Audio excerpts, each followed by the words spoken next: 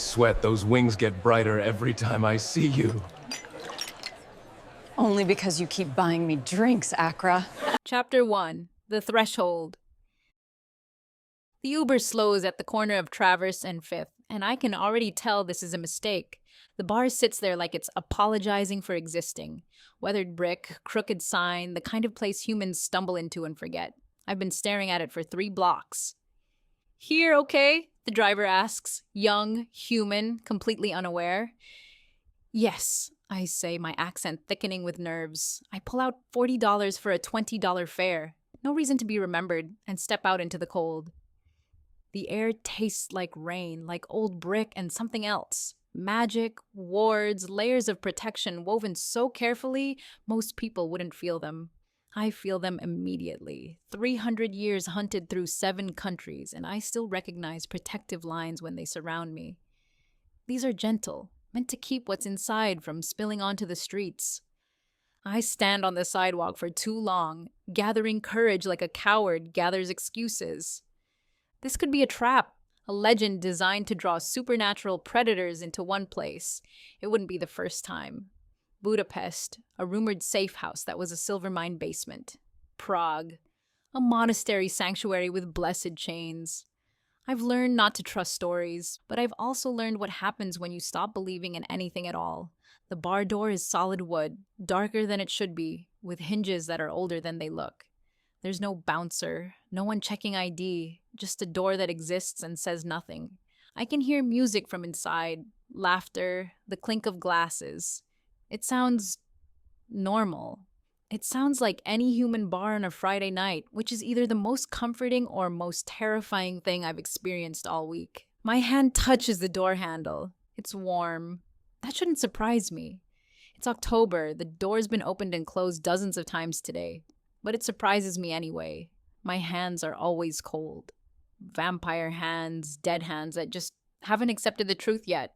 I take a breath I don't need and pull. The door opens. The smell hits me first. Beer and whiskey and something deeper. Copper. Not human blood. Something richer. Magic, maybe, or just the ambient supernatural energy that's been soaked into these walls for however long this place has existed. The sound comes next. Thursday night crowd, or maybe it's Friday, I've lost track, scattered across tables and bar stools, a game on the TV in the corner, music from speakers I can't immediately locate, human laughter that sounds, for the most part, human, and underneath it all, if you know how to listen, something else. Conversations held at frequencies humans can't quite hear, glances that last too long, movement that's too fluid. I step inside and let the door close behind me. The warmth of the bar wraps around me immediately. It's not unpleasant. It's the opposite of the cold streets I've been walking for the past hour, working up the courage to actually do this. No one looks at me. That's the first relief. I'd braced myself for stares, for recognition, for the moment when someone would point and shout, and I'd have to run again. But the bar is full of people. Humans, I think, or at least wearing human shapes convincingly, and none of them care that a foreign-looking man with dark hair and careful movements just walked in. I move toward an empty spot at the bar, trying not to move like I'm afraid, trying to move like I belong here. It's harder than it sounds. What can I get you? The bartender appears before I've even sat down. He's older, refined, the kind of man who looks like he's forgotten more about running establishments than I'll ever know. His eyes are sharp, knowing. He's something other. I'm certain of it. My mouth is dry. I haven't eaten in 3 days. Real food, I mean, not blood. Real food doesn't stay down anymore, but I keep trying anyway. Old habits. Water, please. He nods like this is a perfectly normal request, even though it's not. Normal people order something with alcohol. Normal people don't sit in bars and ask for water. You're new, he says, not a question. Yes, I admit. My accent again, impossible to hide. First time. He slides the water across the bar, cold, condensation already forming on the glass. His name tag reads Silas. Welcome, he says, and he means it. You found the place okay? Yes, Instructions were good, which is a lie, but a small one. The instructions were a message passed through someone I half knew from Romania who knew someone who knew someone. Whispered addresses and warnings not to tell anyone. The paranoia of creatures who've learned not to trust anything. Silas wipes the bar in front of me, methodical, practiced. His movements are smooth, comfortable. The movements of someone who's done this 10,000 times and will do it 10,000 more. Family business, I ask. It's a stupid question, but I need to say something. The silence between us is starting to feel like it means things. Something like that, he says. He doesn't offer more. I wrap my hands around the water glass and try to look like I'm not scanning for exits. Two visible, the front door and a hallway toward the back. The back door is the one I'm most curious about, but I'm not ready for that yet. Around me, the bar lives. People laugh. Someone feeds quarters into the jukebox. A couple holds hands. A group argues about sports. Slowly, my shoulders stop tensing. Silas slides another water toward me without being asked. You look like you need it, he says. I nod and thank him quietly and try not to wonder if he can smell what I am, what I've been drinking to stay alive, what I am underneath the human disguise I've worn for so long that sometimes I forget it's a costume. The bar continues around me. Warm and loud and impossibly ordinary. And for the first time in 300 years, I wonder if maybe, just maybe, the legends might be true. Chapter 2, The Woman Who Sees. I've been at the bar for 20 minutes when I notice them. The woman in the corner booth. Her skin shimmers faintly under the lights. Just enough that, if you know what to look for, you see it. Her human date doesn't. He loves her anyway. The older man at the pool table moves wrong, joints too fluid, shadow that doesn't match his movements. The humans playing with him don't notice. A group near the jukebox moves in perfect synchronization, predatory awareness, pack awareness. My heart rate picks up. This is it. This is where they lure them in, show them normalcy, show them safety, and then... You're not supposed to be staring that hard! I nearly dropped the water glass. The woman slides onto the bar stool next to me so smoothly I didn't even see her approach. She's striking in a way that makes me immediately uncomfortable. Long red hair, dark eyes that seem to catch the bar light and hold it. Armor-like clothing that no one in a normal bar would wear, but somehow no one seems to notice. Or maybe they do, and they just don't care. She orders something from Silas that I don't catch, and he nods like he understands perfectly. The subtle ones, she continues, turning to face me. The ones you're looking at, they appreciate people not pointing, makes their whole disguise easier. I should run. This is absolutely the moment I should run. Instead I say, "You're not subtle." She laughs. It's a real laugh, not predatory, not performed, genuinely amused. "I stopped being subtle about 40 years ago," she says. "Turns out when you're as dangerous as I am, subtle is just exhausting." Silas slides a drink in front of her, something dark and steaming that smells like cinnamon and things I can't identify. She takes a sip and doesn't take her eyes off me. "You've been hunted," she says, not a question. "Recently, within the last few months." The lie dies before I can form it. "Yes." "Eastern Europe?" "Romania. Before that, Hungary. Before that..." I stop. This is insane. I'm telling a strange woman who is absolutely, definitely not human my entire recent history. "Before that, the Balkans," she finishes. She says it like she's reading a recipe, not the trajectory of my survival.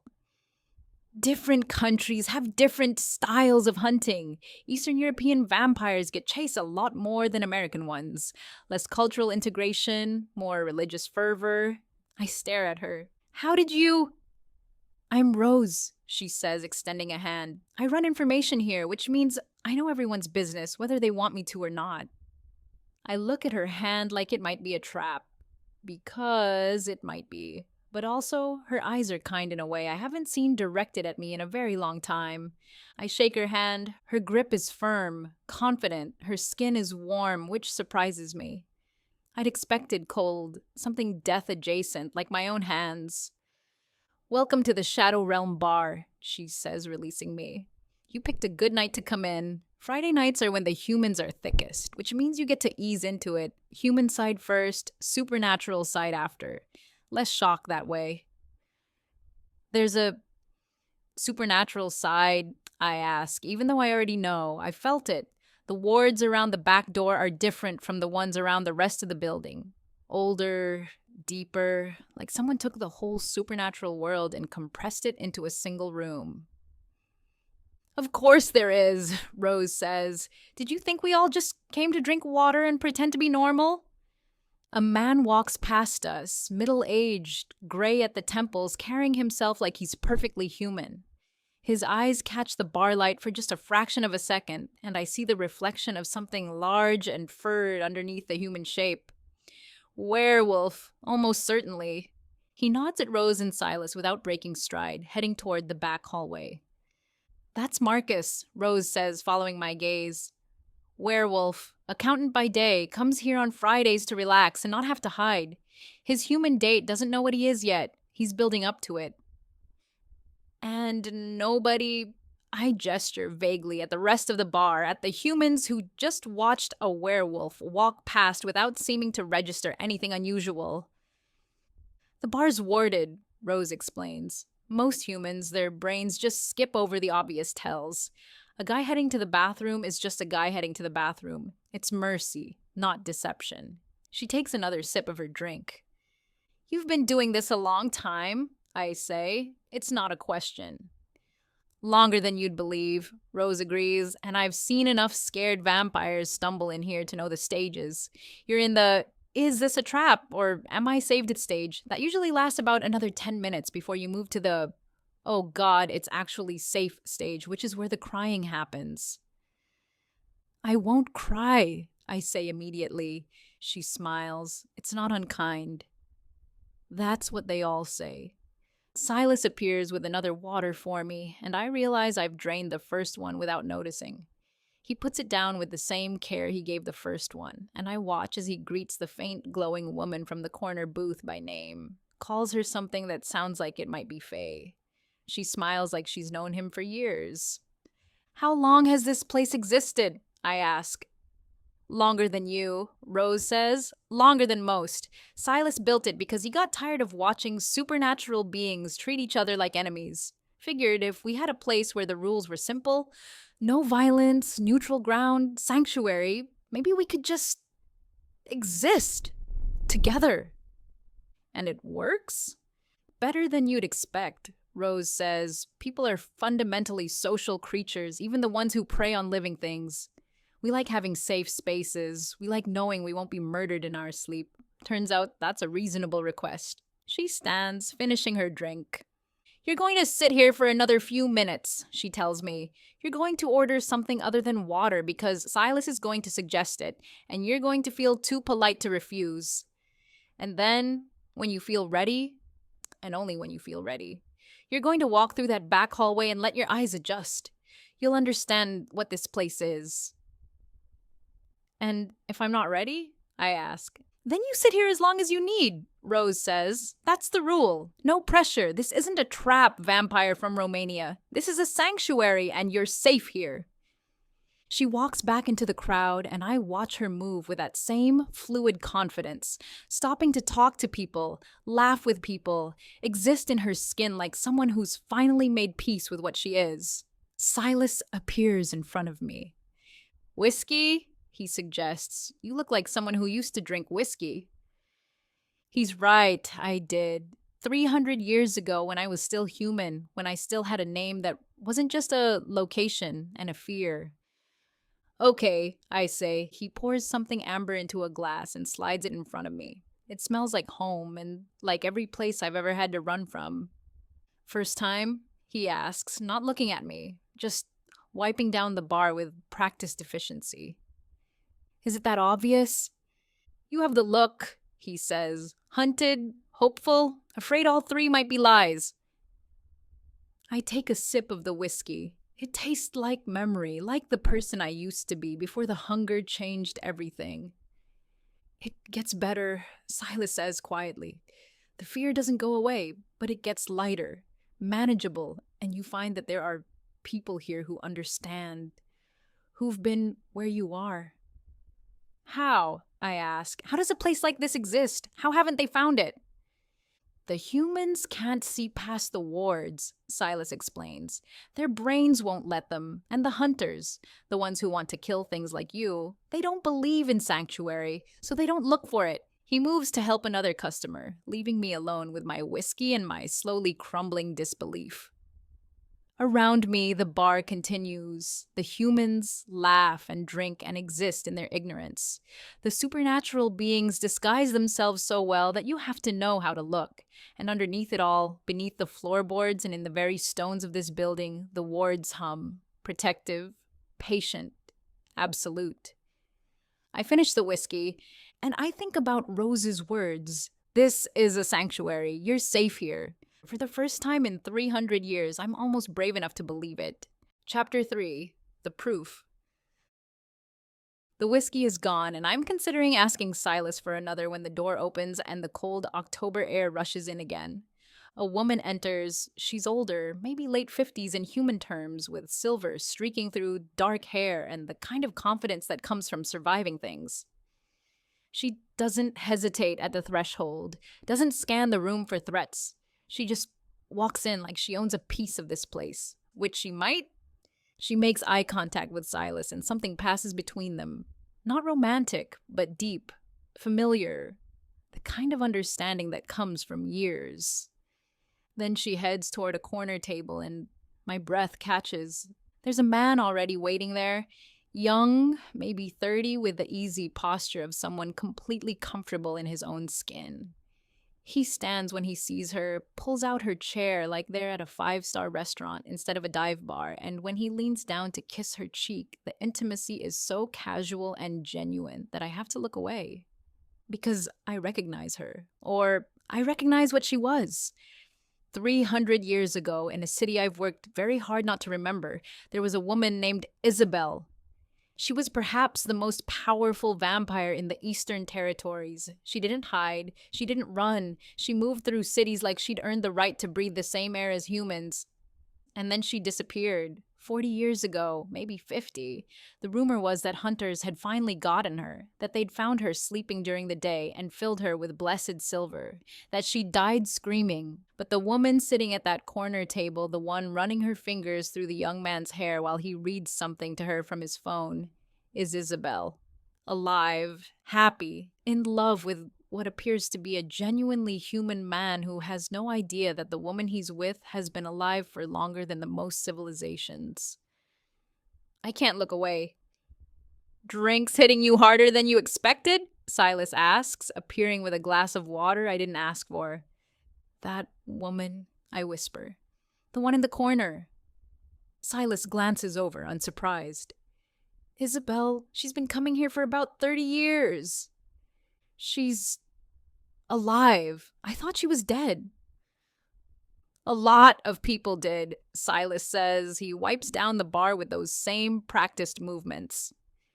She was being hunted, badly. The hunters in Eastern Europe had her cornered, figured out her daytime location. Would have been over in a matter of days.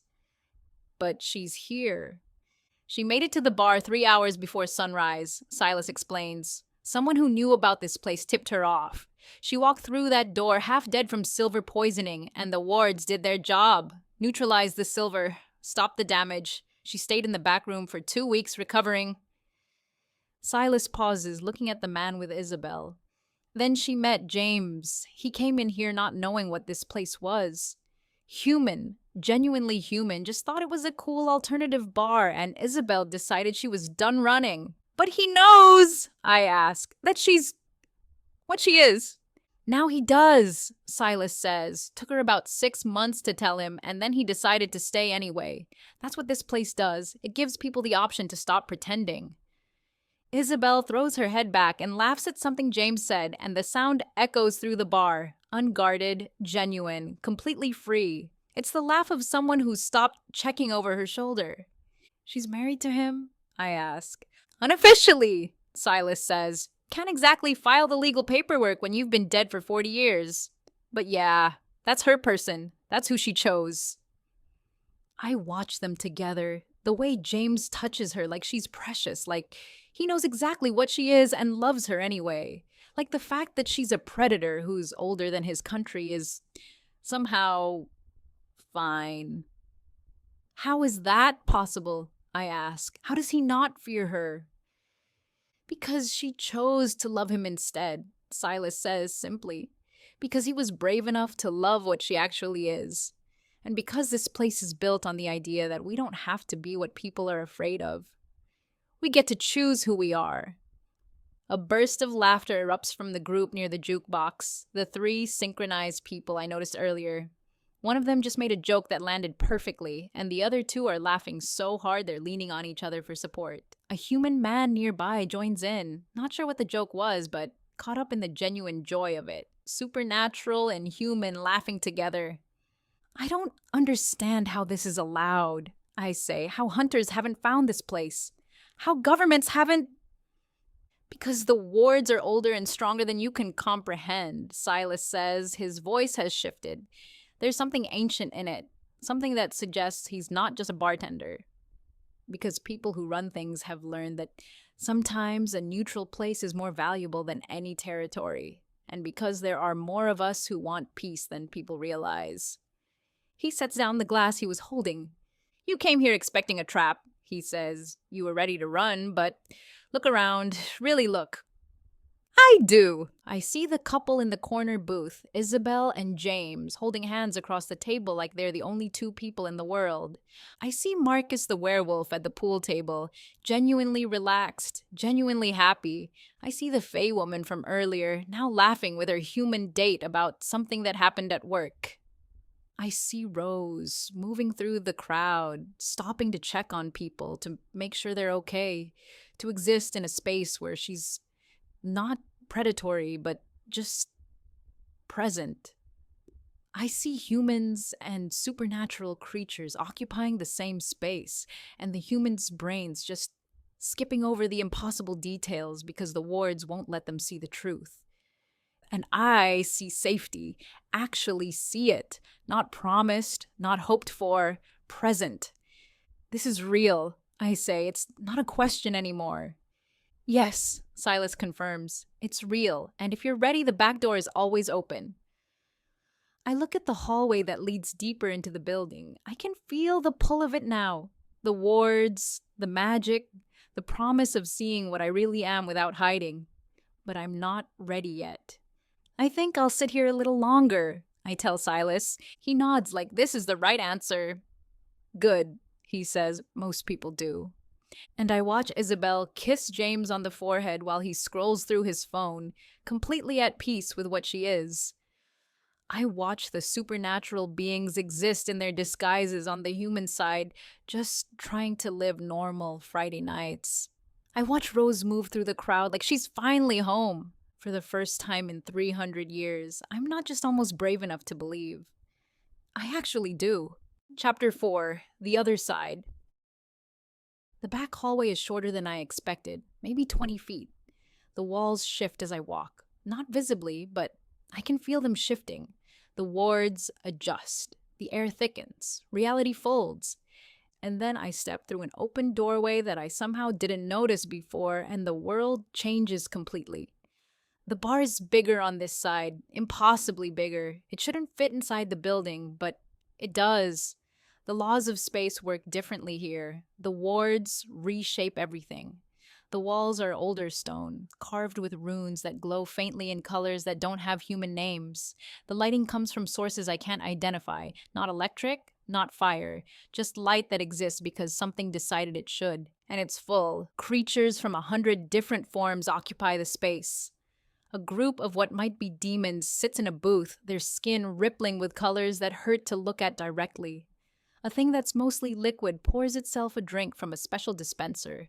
Fae move like they're dancing even when they're standing still. Werewolves in half-form lounge near the bar, their hybrid shapes completely relaxed. And mixed among them are creatures I don't have names for. Old things, hungry things, powerful things.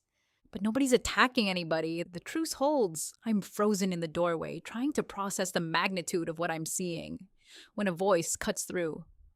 First time? I turn to see a man behind the bar. He's striking in a way that takes me a moment to understand. His eyes are too dark, his movements too fluid, his presence too present. He's like me, vampire, older than me, significantly older. And he's working here like it's the most natural thing in the world. Yes, I manage. He smiles and I see the fangs he's not bothering to hide. Come on, he says, gesturing me over. Let's get you situated. I move toward the bar like I'm walking through water. The space feels thick with magic and intention. Around me, conversations continue in dozens of languages I recognize and hundreds I don't. A werewolf and a demon are laughing about something. A fae and a human are playing cards at a corner table. The market, I can see it now, a sprawling collection of stalls deeper in the space, is packed with creatures browsing and selecting items from vendors. I reach the bar. The vampire bartender is polishing a glass that looks like it's made of something that might be blood itself. When he sets it down, the liquid inside shifts. I'm Victor, he says. I've been tending bar here for about 80 years. 80? I ask. How long has this place... Longer than either of us have been alive, Victor says simply. The point isn't how long. The point is that you're here now. He leans on the bar, studying me with eyes that have seen centuries. You're fresh from Europe, he says. It's not a question. Eastern territories, you've been running. Hard. I don't bother denying it. Yes. And you're terrified that everyone here is going to smell your fear and decide you're an easy meal, Victor continues. He says it like he's reading off a menu. That the truce is just theater. That as soon as you let your guard down, someone's going to take what they want. How did you... Because that's what I thought too, Victor says. He sets down the blood glass and pulls another one from under the bar. 317 years ago. I walked in here looking exactly like you do right now. Hunted, desperate, convinced this was going to be my tomb. He starts filling the glass from a spigot I didn't see before. The liquid is dark, almost black, and it smells like memory, like iron and night and something that makes my fangs ache to descend. What is that? I whisper. Type O negative, Victor says. Taken willingly, completely consensual, no fear, no adrenaline, no trauma baked into it, just sustenance. He slides the glass across the bar. I don't touch it. I can't. If I touch it, this becomes real. The ethical option becomes real. The idea that I don't have to be a monster to survive becomes real. It won't taste like the hunt, Victor says quietly. It won't have that rush. That's the point. You're not supposed to feel like a predator drinking this. You're supposed to feel like someone taking care of yourself. Around me, the bar continues. A werewolf orders something that steams and smells like raw meat, prepared in ways that shouldn't be possible. A fae requests something crystalline that the bartender 4 stations down, a fae bartender with skin that catches light like diamonds, begins constructing from ingredients I can't identify. A human, an actual human, I realize with shock, sits at a table with 3 supernatural beings drinking a normal beer while they share drinks that smoke and shimmer. The market sprawls beyond, vendors from multiple realms selling food that glows, that moves, that exists in states of matter I don't have names for. Everything is inspected, everything is sourced ethically. The air smells like possibility, and species and 1,000 different kinds of hunger being met with dignity. Take it, Victor says, not unkindly, and I reach for the glass. My hand shakes.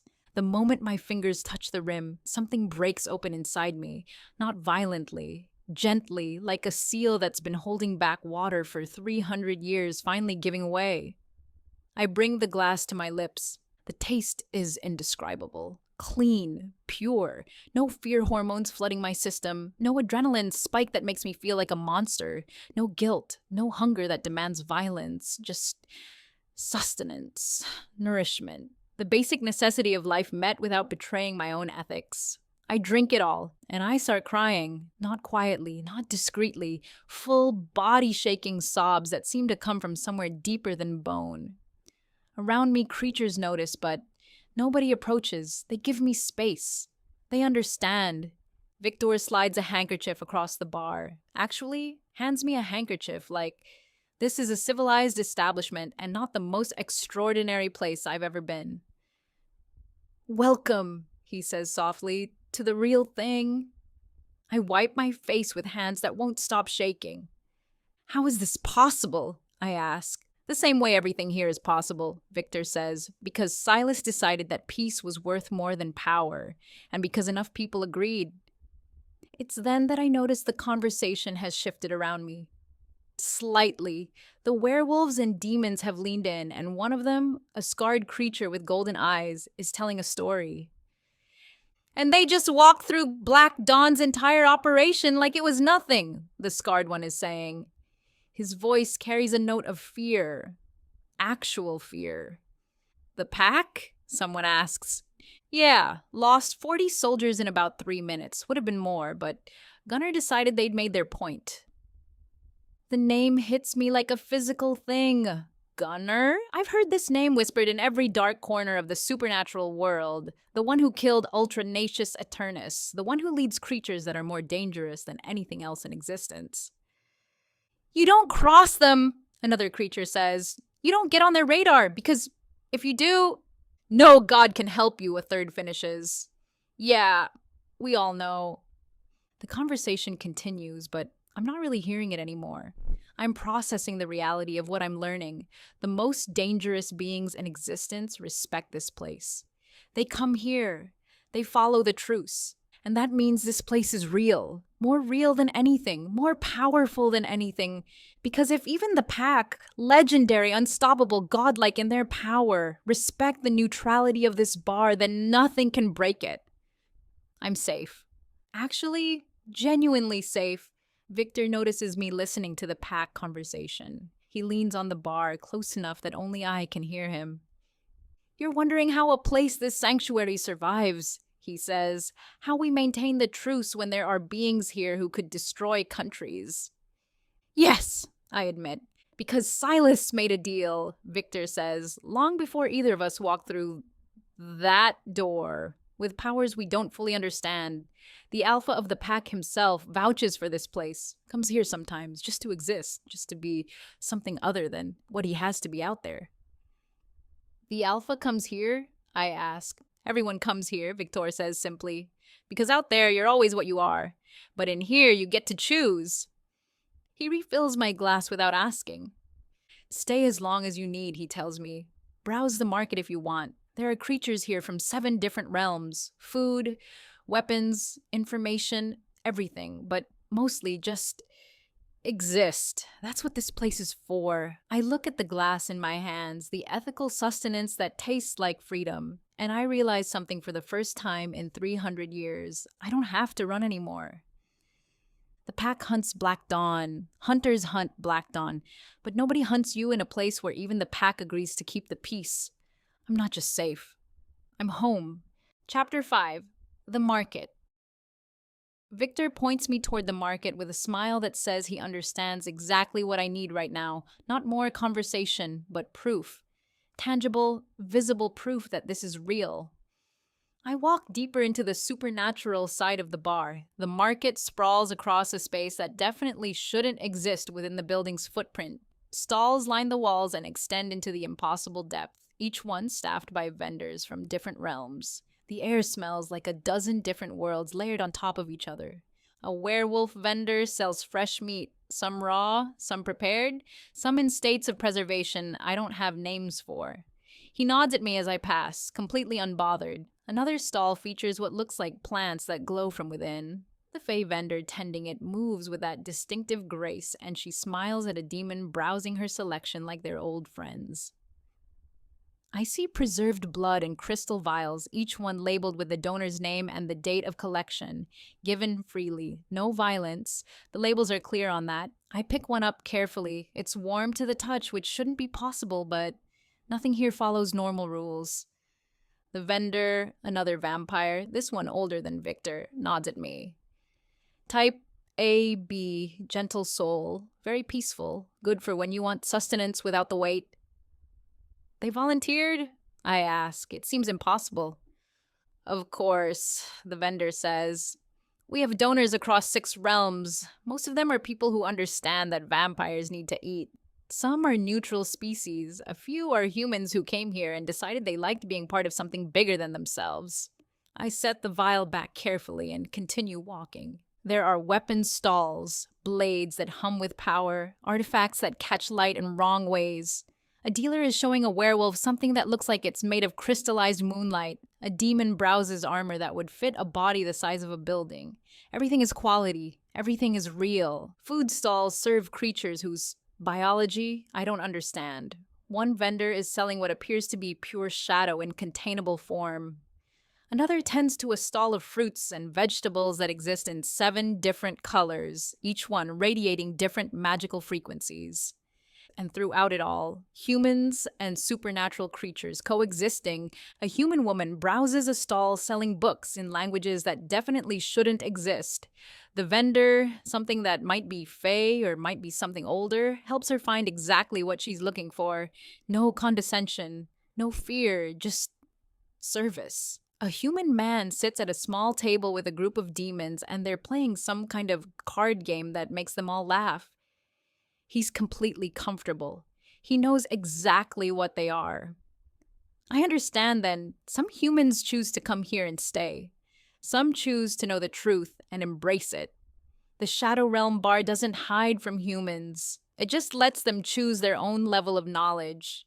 I walk the full length of the market, watching vendors inspect their goods, watching creatures negotiate fairly with each other, watching the careful balance that Silas has built and maintained. There are security measures I can feel but not see, wards that trigger if anyone tries to bring in something that violates the rules.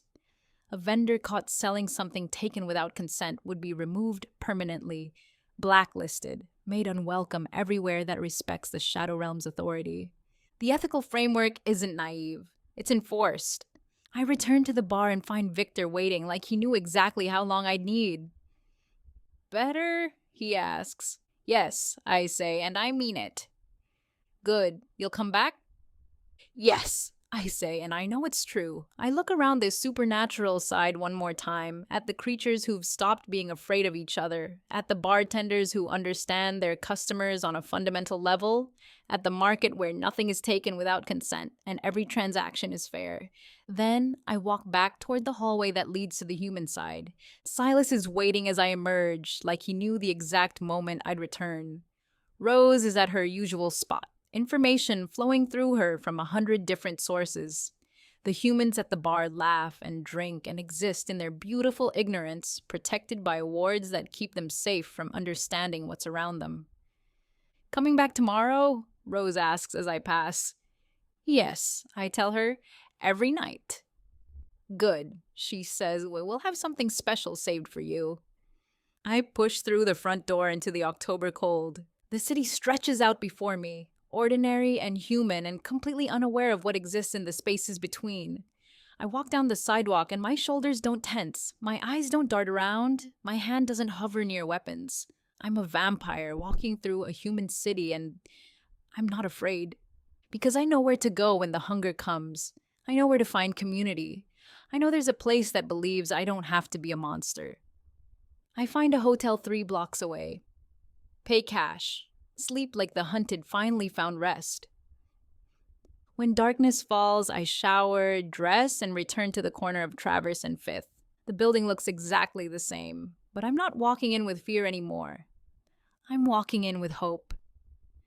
The door opens to beer and whiskey and Friday night laughter. The bar looks exactly as it did 24 hours ago, but now I understand what it actually is. Silas nods at me from behind the bar like he's been expecting me all along.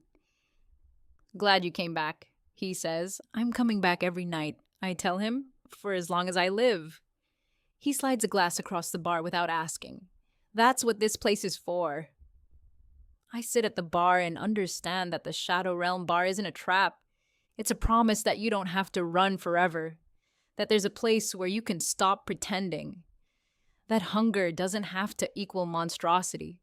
That community is possible, even for creatures like me. I think about the next 300 years. For the first time, I'm looking forward to them, because now I know where home is. If you're enjoying the video, give us a big thumbs up right now. And don't forget to hit that subscribe button down there. Cheers.